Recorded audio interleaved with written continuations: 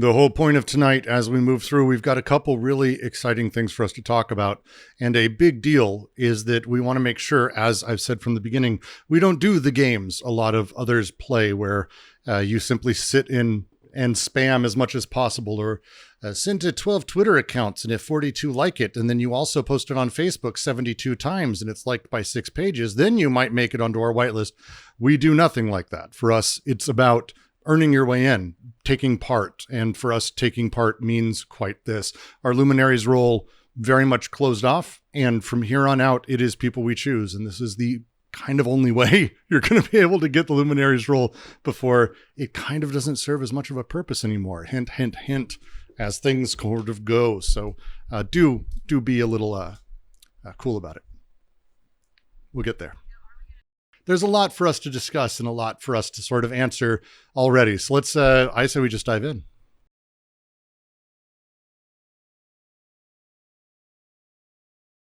No, we're not. No, you get to earn it. And we do love you, Kev, very much. But the ability for you to sort of throw over to someone else who hasn't earned it, not so much.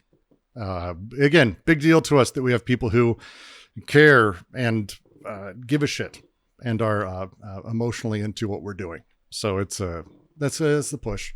Plus, don't really want you to sort of be selling Luminaries roles, although I have a feeling that's where that would end up, given how the crypto community kind of operates.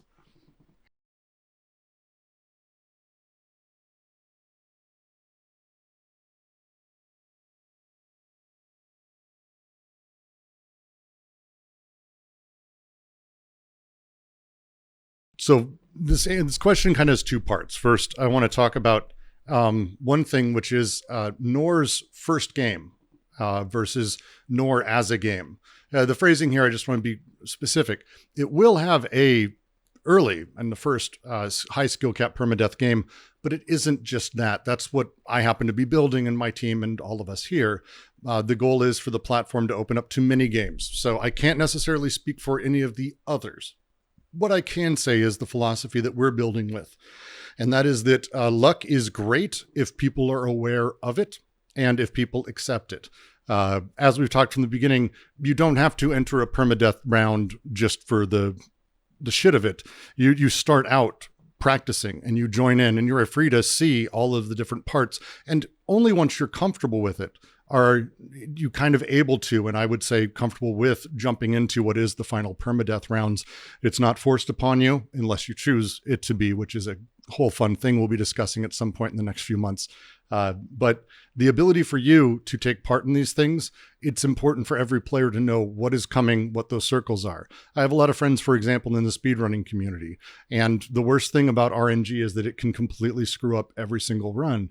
But there's people still do those runs over and over and over that have these insane RNGs. I have a friend of mine does King's Quest runs, which I think might be the worst RNG in speedrunning. He loves it. If you're aware, if you know that it's coming, I think it's perfectly fine. If you surprise the player with it, or if you change it as they go, you're an asshole, and we won't be doing that.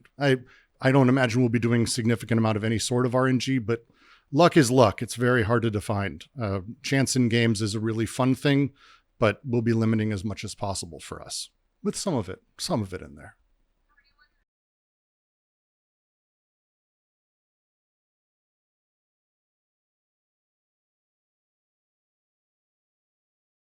Well, it's actually does start with my brother, because very early on, he's a music snob nerd. He's been doing sound effects in video games for a long time, also producing music and composing music. And you spend time around that and you get into some esoteric stuff. My world tends to be that of vaporwave, Mallsoft, also death grips, and all sorts of, odder things. As we started really ideating the space here that we're playing with, the goal for us is to build a world that is cohesive. And we'll get into the narrative in a little bit here tonight.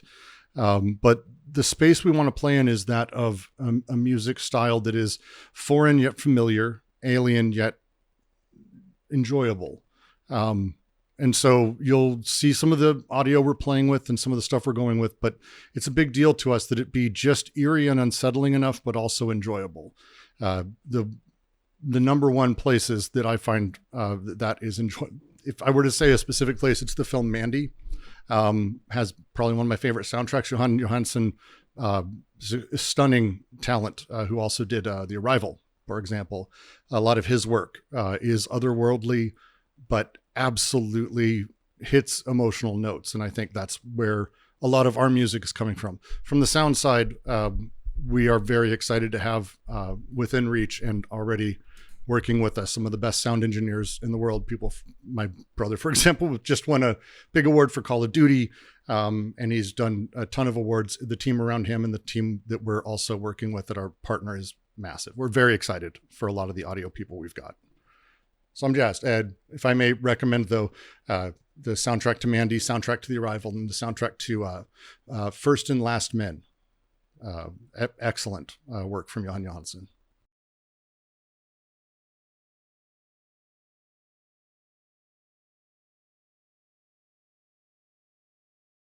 I wouldn't say it's related to Dying Light. I'd say it's deeply inspired by, and very particularly within that, though, it is inspired by the movement system. It's a thing that Dying Light does exceptionally well, which is a running, fighting, a combat system, a world experience that feels very imminent, that feels physical, visceral, that as you're leaping, you feel inside of the space.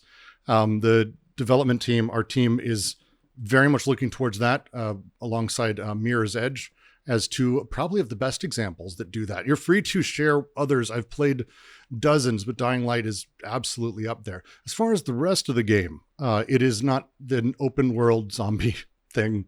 And I don't think it will be.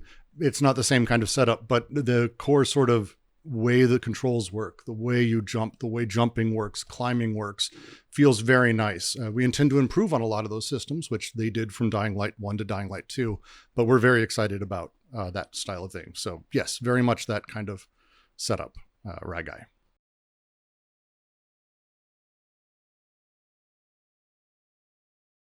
It's a quick, easy answer, actually. So there's two sides to Nor. We have our large scale economy and platform. And then we have any individual game. It's important to think of it that way. It's tougher to think of it that way because most games in this space, most games in general, choose a platform to be on, but we're building a platform. As such, what we're currently aiming at is for our title to be on everything. We're also aiming at consoles because of our unique take on how we utilize crypto. So we intend to be on quite everything. But extended beyond that, I fully expect future games to pick and choose.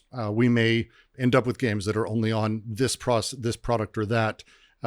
We never know where people might end up. Within the game that we're building, at this point, we've got a series of titles that we're looking at putting out.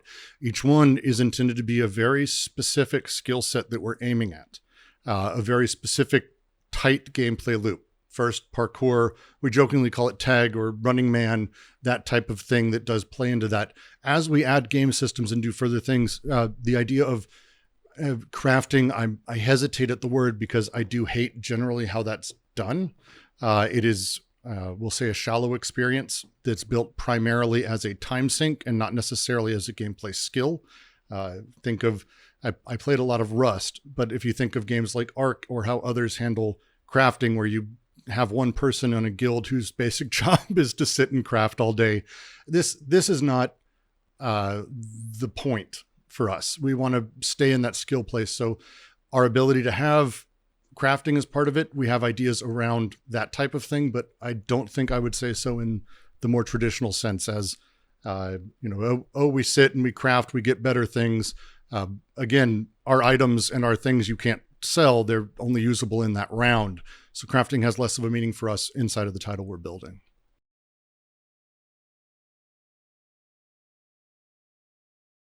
We have an incredibly talented narrative team, and I'm very happy to have who we have. Mike and Nathan, who's leading that side of things for us, along with all of us. I mean, everyone on the team has worked on an international IP of extraordinary proportions. So it's kind of an amazing group with Micah leading that.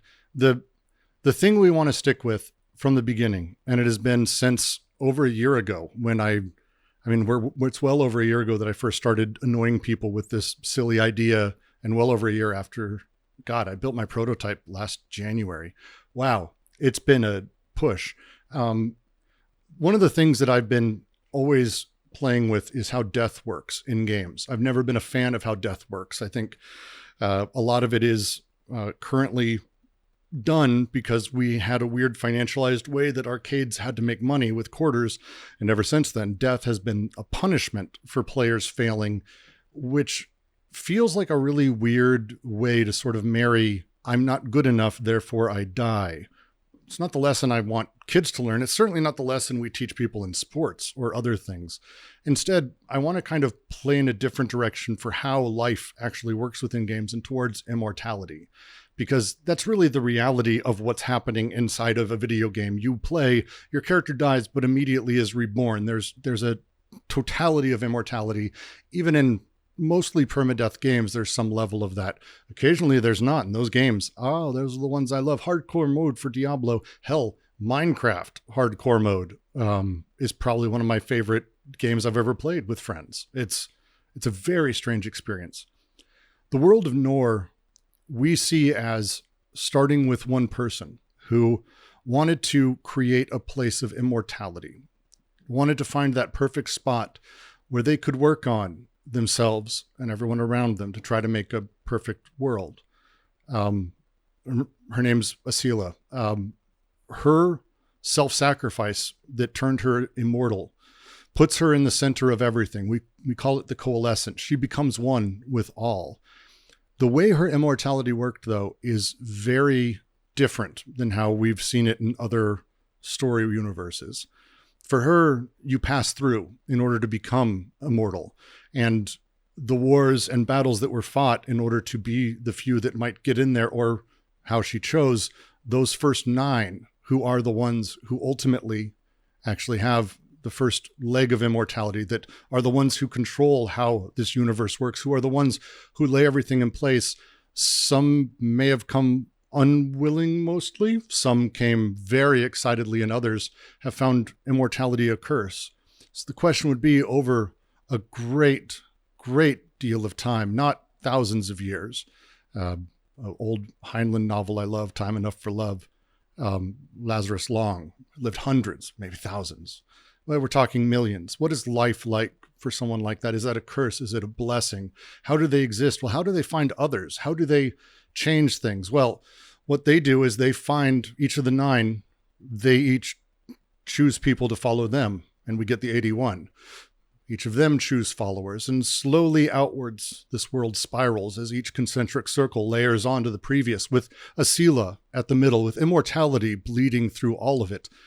But immortality itself is boring after time. It evens out. How many times can you do anything before you lose all care for it? In order to keep things alive, they have the games. Because at some point, they decide not to add too many people to the inner circle, and they decide to add more immortals to the outer. Those who play, those who are willing to die in order to join that inner circle and to come with. This world that we're building plays into that. And you, as a player at the very end, get a chance to actually join that inner circle. But you must put it all on the line. For if winning is to mean anything, losing must mean everything.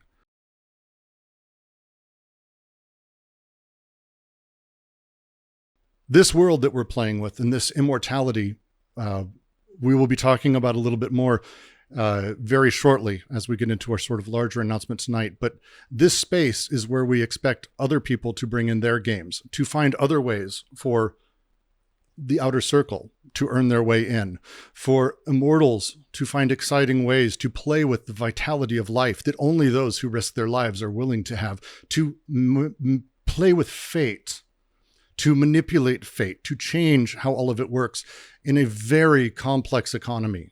Very complex DeFi-based economy that shifts meaning in some pretty powerful ways.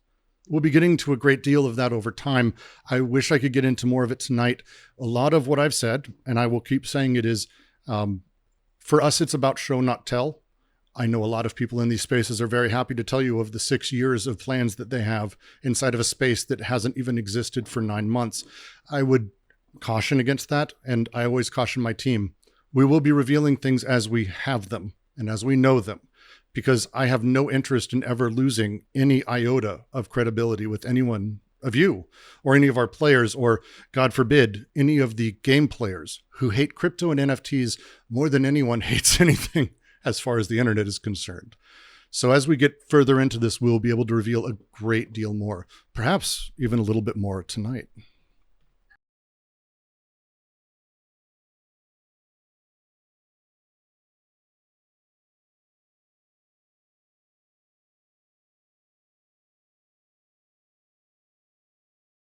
Look, with the 9, let's talk about two sides. I'm going to go through the narrative and sort of explain how it works in universe, and then let's talk about the thing. The distance from Asila is how immortals have their power. And by have their power, the flows of fate, which is the way that people determine what happens inside of any economy ultimately, but the flows of the economy are controlled more by those who are closer to it. This is a way that I think economies work inside of our world. Those centers of power, those closest to, those who have the political connections, the financial connections, the social connections, whatever it may be, have necessarily more power. For us, we want to make that visible. If there's anything underlying the entire NOR project, it's to take the implicit and to make it explicit. In our world, this is how it operates. Now, what does that mean actually? From the beginning, we talked about how NFTs function in our space and how everyone who comes to our platform will get an NFT.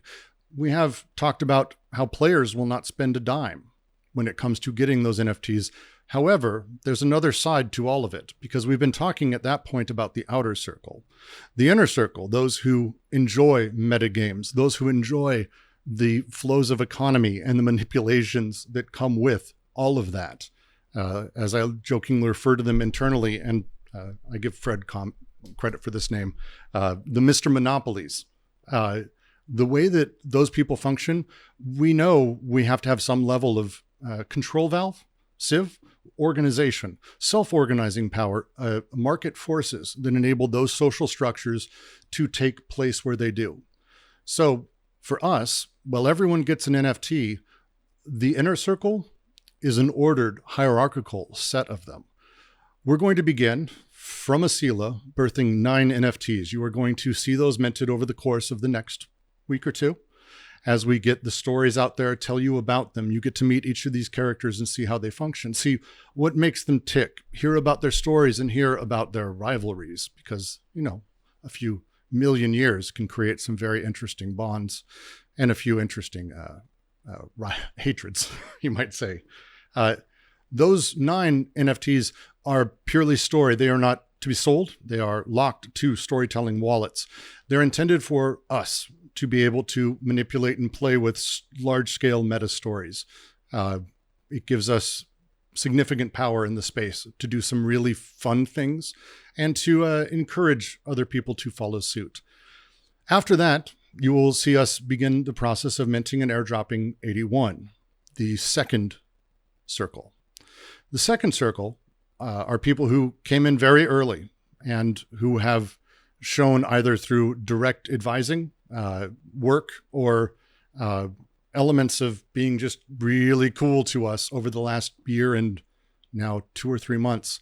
They are our favorites, and they've really helped us shape this, and they understand what we're doing. That's what we need, is people who are actually the most powerful. These 81 are the ones who come first. After the 9, the 81 get their choices. Following them, we have what is really the first mint that you care about. We call them the 729. This next echelon from the Coalescent is a tier reserved for our luminaries and everyone on the whitelist. This whitelist will be opening up March 31st. We will be opening up all of that for our luminaries. Now, these group obviously wields enormous influence. While the 81 may come first, their numbers pale in comparison. After that whitelist, we then have the 6561, or the next circle. This whitelist will appear shortly before. Again, the remaining luminaries who have not taken part will get in this list. And although they may come after their numbers again dwarf, they will have full access to Nor's economy, just as with everyone else, and they will enjoy privileges not afforded the following, which is the last circle, the 59,041. These consecutive concentric circles end with 6 batches of NFTs. This is the easiest way for anyone to onboard into our economy, but this will be it. After this, in order to take part deeply in our economy, as we like to say within the platform, you have to have one of these. That's it. You can affect the economy from outside of the game. I fully expect and cannot control where you may sell any NFTs, any land, any things we do. Have fun. You're doing your thing. But those of you who come to our platform, who take part, we need invested. We need to actually be able to have some level of knowing publicly who you are, at least pseudonymously, and know that you're a thing, a person. And as such, we can afford you a great deal more power. These are the keys to the economy, the city of Korra, the inner circle. Beyond this are the outer circle. People to earn their way in through playing, through death. All of that is going to be how this comes. We're very excited because the way that immortality passes, and it's one of the things that has taken us the time to get to this point, immortality doesn't pass through us simply throwing things out there and hoping it works. We've taken great pains to actually make sure that the 9, as they are built, as they are minted, the art within is completely programmatic. It is built as it is minted. And the randomness, the visual is wholly, deeply unique. And each generation unique to those that came before it, and each generation after that. You will be combinations of the 9. Everyone will. Some will be more closely related to one than another. Others will be a mishmash of possibly all 9, depending on how all of it works out. The ability for you to affect and change flows more related to those 9, how those 9 affect everything. This is how we plan out to have our economy work. And this is the NFT that we're excited to announce, and the whitelist begins, 2 days from now, the 31st. Keep an eye out, and the Luminaries role gets to go. It's going to be exciting.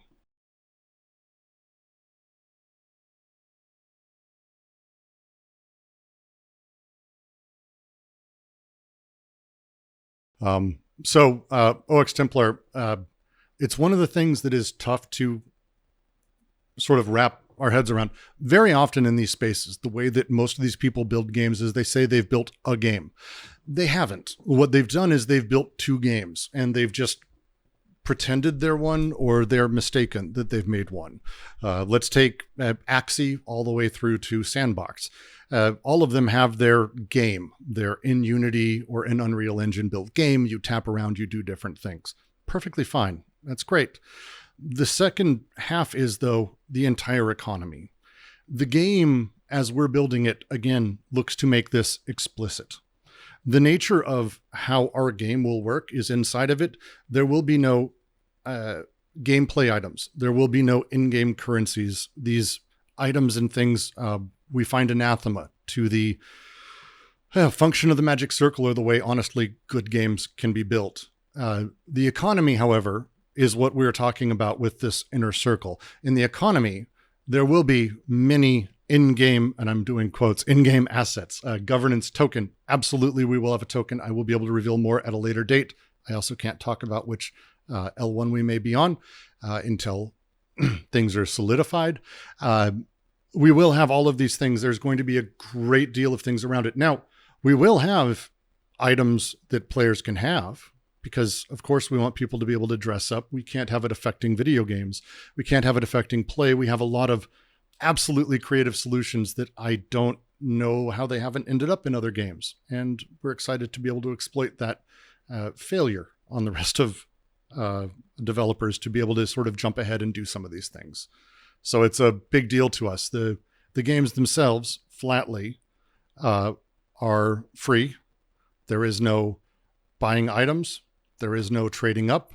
The person who joins 6 months into the game and the person who joins day one, aside from the day one person probably having more skill for having played it longer, that's it. That's it. That's the only advantage an early person may get. It's a big deal to us that we maintain that, because I strongly believe it's the only way that good games can be made.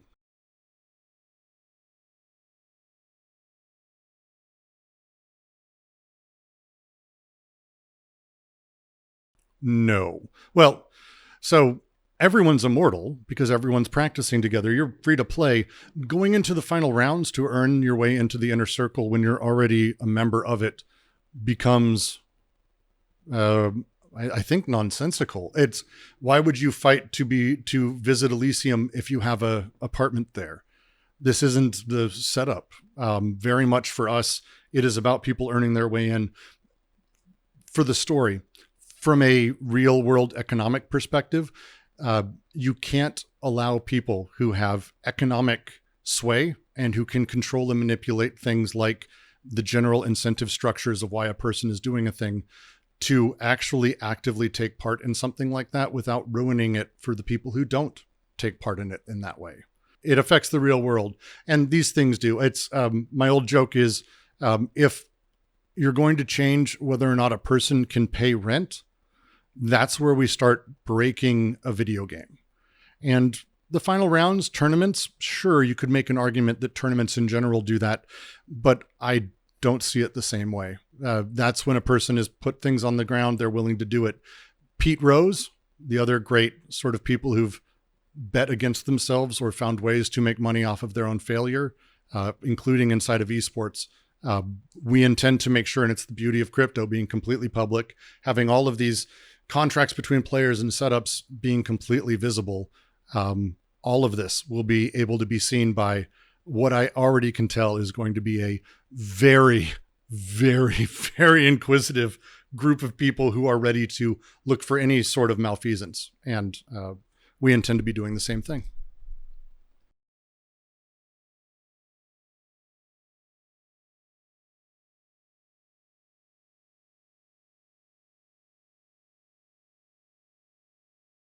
It's a great question. So again, we're talking about the economy. Again, we're making things explicit. Think about any of the crypto markets for any of the pay-to-win games that exist out there, or play-to-earn setups. Players don't sit in the marketplaces, really. What the people who sit in the marketplaces quite often are those who are speculators. They enjoy that. They take part in that. Now, there's a couple of layers of that. I think the thing we're most familiar with is the people who are, we'll say, deeply invested and have bots sitting all the time waiting for very particular market forces to push certain things down to a certain price point, which enables them to buy it and then flip it for a profit. Yeah, do we want that? Do we like that as a thing? Because then, or do we want to actually have the higher level people, which is the difference in power level, the closer to Asila, the more central, have first shot? Because when the 9 decide to come in and sponsor a player, build a team, improve a piece of land, add a new developer, gift items of special headdress to someone, whatever it may be, this kind of storytelling becomes interesting. Now, the 81, they come next. We're going to have, say, 1,000 tickets. The 9 don't buy all of them. Everyone's limited, quite limited to 1. We get to know, because we do this, it's the fun part about building the system ourselves. The 81 then come next. After that, we have the following groups successively coming. And where you end up is the people at the bottom. You get to take part in minor ways and perhaps work together, group up and fractionalize these items and NFTs and find ways to make yourself worth more. Is there a way to move to a upper circle? Absolutely. This is the whole point, is we want people who are more involved, more into it, more capable to earn their way forward, the same way that someone from outside the circle can join the in. I hope that explains. Inside of the game, someone who is one of the 81 and someone who is outside the circle, and in theory, person 5,992, are entirely equal at every moment. In the economy, they are not. In fact, the other second person can't do anything.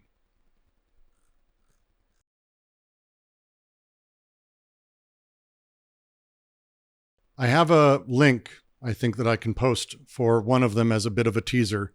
Over the course of the next week-ish, you're going to start seeing them pop up. You're going to start seeing stories of them, and you're going to start seeing what we call the aspect of the 9. This is actually what the NFT is. Each of the Immortals has a story. They have parts of them that are part of the coalescent. From chaos, all are birthed, all are differentiated. It is not so much that chaos comes from a billion dissections, but instead chaos is where we begin. The Immortal, the Sila, the One. The 9, as they emerge, bring parts with them. Their parts, randomly deployed, are them. You'll be able to spot them quite simply. As we introduce them, you will begin to see exactly what we're talking about. As you'll see, the setup we have is intended to be the actual parts of what we consider that character, that person, that, in this case, the warrior. She is a son of a bitch. I'm very excited for you to meet her and to see the rest of the 9 as well. It's been exciting to work on because our art team, Fred, who has been, frankly, slaving away at this for a little longer. It's just an exceptional piece of work, and all 9 of them are this quality, and all of our NFTs are this. You may see it combined because obviously no one is exactly the warrior, but you'll have a part of the warrior, part of the prophet, part of the artist, part of the politician, the architect. We have so many to introduce you to that are just stunningly beautiful. And I'm very excited to see how this turns out. Especially excited to see, because we haven't rendered out 52,000 of them. But I'm very excited to see how that turns out.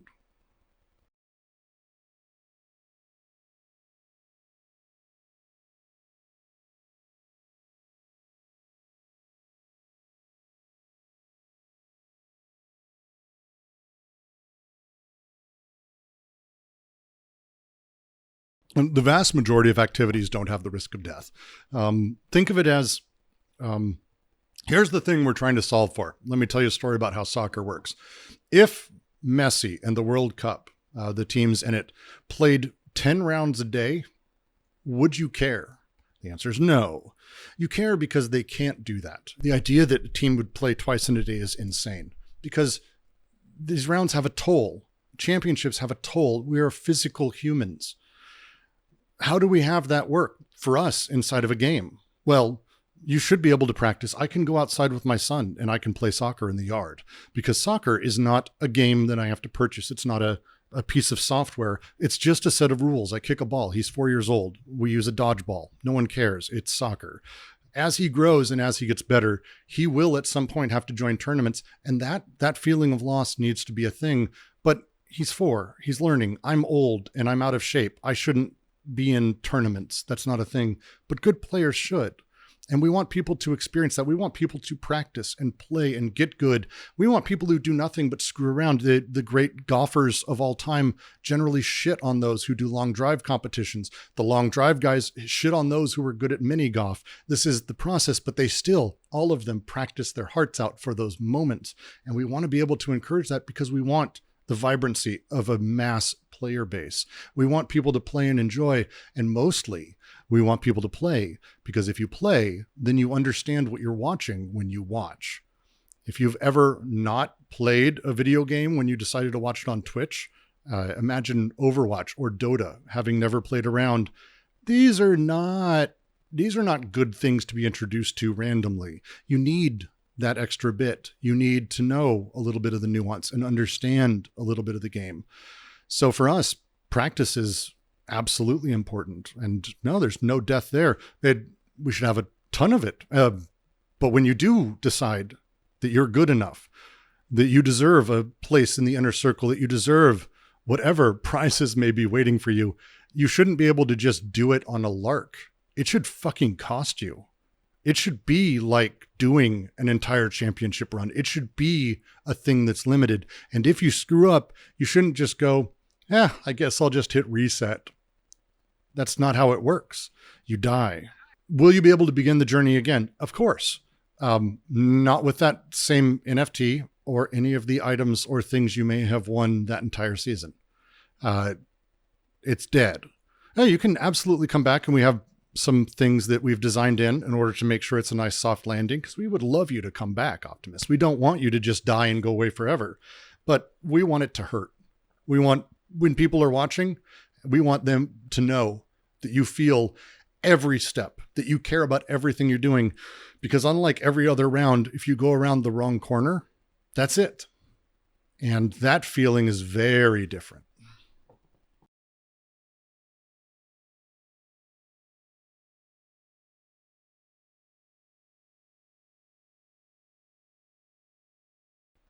For us, early on, and this will continue throughout, it's a big deal to us as we build this. And I think it will continue to be a big deal to the community, because this is the tone I intend to set. And I'm hoping other people are following. So far, it seems to be the case. There's two types of people who come to crypto. There are people who the first thing they ask is, how much money can I make? Which is fine for that. The other is people who go, so what are you guys doing here? Because they see the potential in the space. They see the potential in what people are doing, and they're always curious. What we want is, we want to encourage people to get involved and to care about the project. We want people to absolutely go nuts on the capital side of things, have fun, go absolutely batshit wild with investments in DeFi and all that shit within our economy, or even outside of it. Build all of the stuff you want. We're building a fairly extensive setup. Beyond that, as people come in, we don't want it to be an old boys club where all of us sit around with our absolutely fun cigars and laugh about how we got here before everyone else and therefore we win. That's not the idea of NOR. As you come in, you find a way to join. We have ways for you to improve your setup. We have ways for you to come into the inner circle. We have ways for you to do a billion things. And we want to continue as we go to have the platform enable that primarily, not just, 20 people who happen to hold all the coin.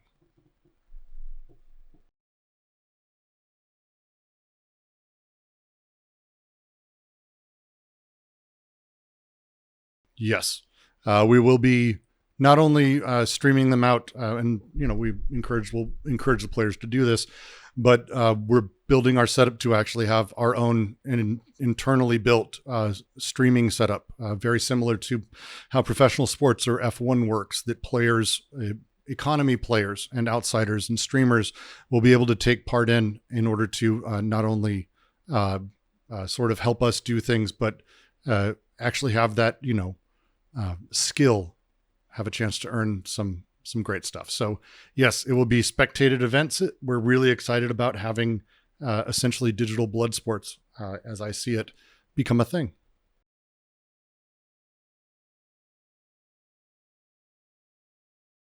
No, we won't literally do the Olympics. I'm not sure how you do I could think of fun ways to do permadeath biathlons, but I'm not sure that's what we want to build.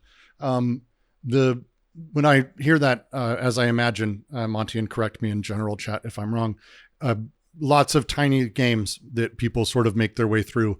That is the intention at some point as well. We're building, as I've talked about, and Mark, who has joined us, a stunningly talented game designer. He calls them gamelets. We're building incredibly skilled, incredibly specific, but incredibly polished minor gamelets. And each one of these then layers into all the others. So we can build 10, 20, 30 small, very tiny games, WarioWare Mario Party level, Sonic at the Olympic Games with Mario. Pick a Mario game like that. It all kind of works. We're really excited to have that sort of mini game permadeath mishmash. I think is going to be fun at some point. It's not the first thing we're doing, but I'm very excited for it.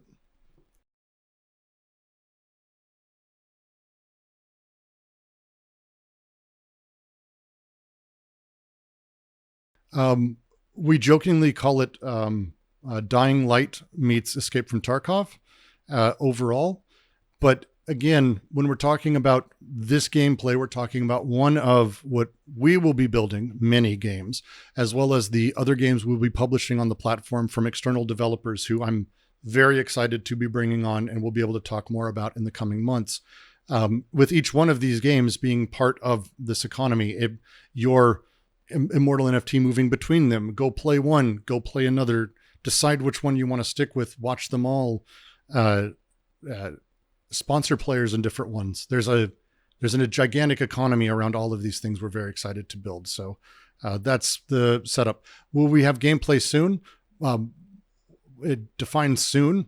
We've been working for 2 months. So we have playable, and we are, I don't think, happy with it yet, but I fully expect us to this summer have a very, very closed inner beta test, and maybe with some of you lovely people, if R81 or R7, our inner circles find their way to using it and to giving feedback, I think would be lovely as well. The goal being that this year, all of this comes out.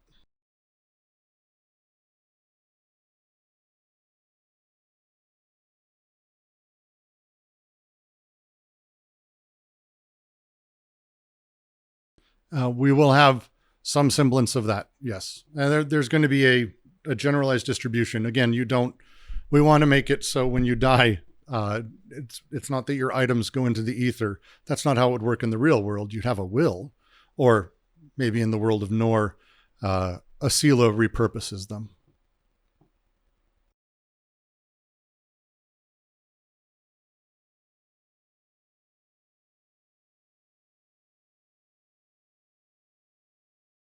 We are currently, and if you are a Web3, even lower level engineer, we have a lot of positions open on that, because the game side of things, we're always entertaining people on that side, but we're far more set up for that. We don't have a gigantically scoped AAA metaverse Second Life MMO that requires 700 people. We have a tight team, and internally we're nearing 20 with some outside contractors. It's a long story. We're nearing 25, and we intend to continue to build. The Web3 side of things is where we have a significant need, and please hit us up. Absolutely. A handful of our early partners who came in to advise, it took them a little while, but they realized what we're building is actually not a gigantic thing. A lot of people in the space talk about metaverses, and I just made the joke about being like a WoW clone or a Second Life clone. We're not doing that. We're building games for people who like games to play, and we're building an economy for people who like economies to economy. And that setup is actually a very, very tight, nice scope, and we need just very good creative talent to join in there. So we're really happy about that.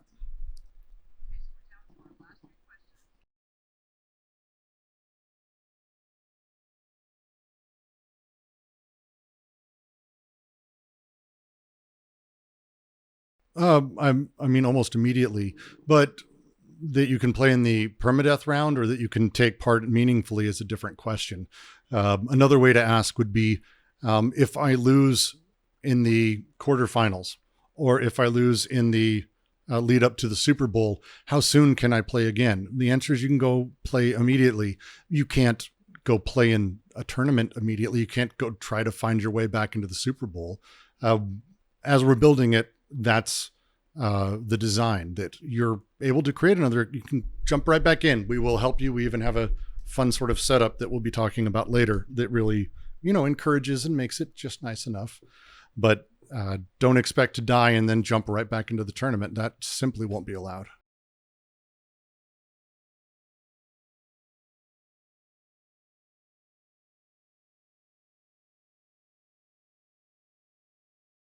Gamers hate the way people financialize the thing they enjoy. That's number one. Gamers hated free to play. They hated when horse armor was sold for the first time as a microtransaction on Xbox Live. Go back and look. It was awful. It was $4 for a piece of model that absolutely was already on the disc. You already technically owned it, but you didn't have a license to enable your horse to look a certain way. This, everyone said, oh, don't worry about it. This is a great blah, blah, blah. This won't turn into anything evil. And it totally did. It flatly did. Games now are designed specifically to trick people and to really aim at children to get them to spend far more money than they would have spent otherwise in a game. We know this. Gamers know this. Players know this. We hate it. and it's gross across the board. Gran Turismo just landed. I used to love Gran Turismo. The idea that, and I think the quote is almost exactly from the creator, I want cars to cost people in our game the same way they do in real life, the same value proposition, which means he was perfectly fine with a car costing people $40 that's already in the game, that would take you 100 hours, 200 hours to unlock.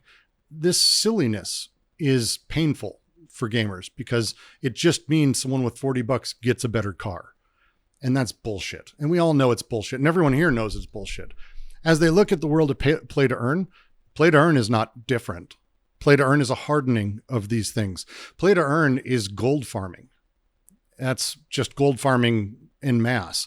So the moment you have gold farming or Diablo's auction house, the anger isn't about, oh, people can buy their way to the top necessarily. It's that, oh, I can actually monetize my gameplay, and that changes why I play.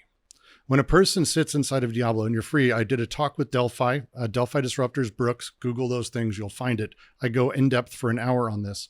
Very, very, very specific thing. When someone in Diablo can sell an item for real money, it changes why they're playing any given area and what their setup is. Because now you're actually talking about literally only caring about being the best, not the most creative or interesting. A necromancer is not going to be the most efficient way to play that game. I play the necromancer class. I actually really like it. Witch Doctor 2, not the most efficient way. The most efficient is actually a very particular build. You're free to Google it. It exists. Most people ignore that. But if by using that build and by killing one specific rat in one corner of one dungeon, I can not only pay my rent, but I can continue to do so alongside everyone else, that means I'm now working. That's not play. I'm doing a thing for money. This is what people hate, and it's fair. There's a lot of things I think that crypto can do right. What crypto is being used for right now, I consider it to be hardening the worst parts of the games industry that everyone I know who works in considers it a necessary evil. Multiple play to earn founders have specifically said to me, yeah, well, someone's going to do it. They know it's shitty. They don't have reasons to say otherwise. Everyone knows. They know it's exploitative. They know the direction these things go. It's not games anymore. And for me, if tomorrow everyone in the world had $1 million and never had to worry about food again, never had to worry about money, would they play my game again? I want the answer to be yes. Because tomorrow, I have a bunch of friends who've made a fortune playing Dota. Dendi is one of the best Dota players ever. If tomorrow he had $1 million, and this happened so I can confirm it, he'd play more Dota because he loves that game. How many play to earn games, if that person had $1 million, would they play the next day? Nobody. I want people to play my game because they love it, not because they're desperate for money. And that's how gamers feel. And I empathize with it. And it's a very deep frustration I have, if you can't hear in my voice, because it's not a discussion people are willing to have in the space. We know there are growing pains in every technological industry. I was part of early social media, and man, we fucked that up. I'm not going to say otherwise. We know we fucked that up. I early on was a fair push for free to play. Dota 2 became a free-to-play game early in that life cycle. League of Legends, I loved this idea. We know the direction all of these things go. And that is being seen again, and it's just being hardened. And I'm not a fan of it. I think that we can actually look to sports, which is what NOR does, which is what we've done here with our games, and go, how do sports make money? No one in sports pays money to play soccer. You might buy a ball, but soccer can be played with literally anything. To have money inside the sport is anathema, but you can have just an amazing and dynamic and vibrant economy around the sport that's able to generate exceptionally large amounts of money beyond anything that people in games can even touch. And that's the thing I want to touch into. People were proud in 2020 when video games broke $100 billion and everyone was cheering. Sports, like soccer alone, I want to say, broke $500 billion. And they didn't have a ticket sold that year. And that doesn't even count the secondary markets of, knockoff merch or the gambling houses, the trillions of dollars that sports make that video games don't even touch. I think there's a chance to make far more money without having to be exploitative and without having to do the things as we're doing them. And crypto is a unique technology that has always claimed that promise, and it's time it delivered on it. End rant.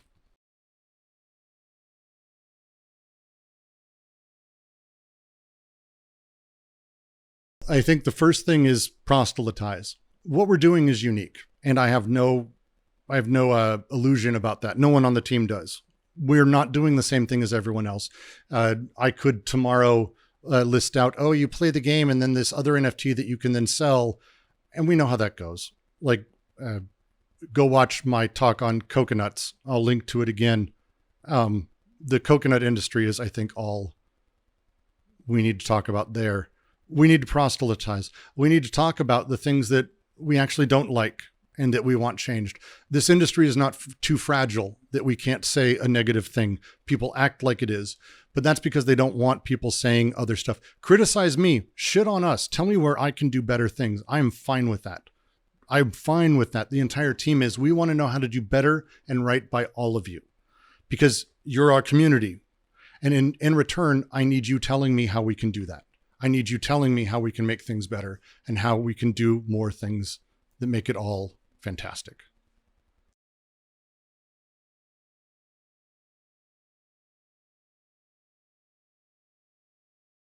We've been quiet because we haven't been in a place that we can give you all of the ammo you need to run around and do your thing. We know what it takes. We're not stupid. Our friends at the Fluffs and ASM are experts at this. We know we need to have a certain amount of stuff for you to go do things and enough information to be able to really advocate. That's what I'm asking. I'm asking you to advocate. And if you're not ready to advocate, tell me why, and I will talk to you. Ultimately, the whole point of this is that we're able to build a community that not only grows, but improves and changes. And I think as we go, give us feedback. Talk to us, tell us what you need in order to be successful, because this isn't a thing we're going to own forever. This is at some point, my joke is at some point I float this thing in the ocean and kick off and the DAO takes over. The DAO is all of you, all of us. And if I fuck up, it's on you guys too. Like it is. Like I'm going to do my goddamnedest to do this. I really will. But what we're doing is different, and I need all the people I can to be telling me how to help and how to do this, and we will do what we can. I mean that. That's it. That's my last thing. Thank you so much for coming. This is great.